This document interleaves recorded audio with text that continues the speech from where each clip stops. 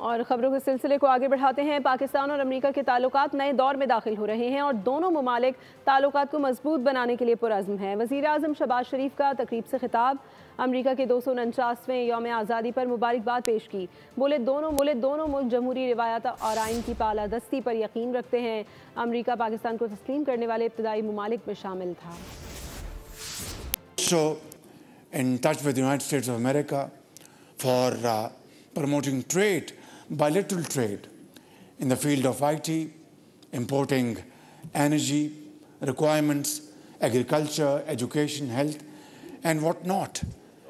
And I'm really inspired by President Trump's vision, and that is all about trade, investment, commerce. I think this is a fresh air to all of us.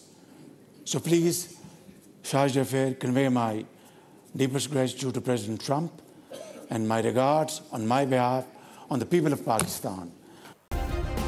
Subscribe करें और bell दबाएं ताकि कोई खबर रह न जाए।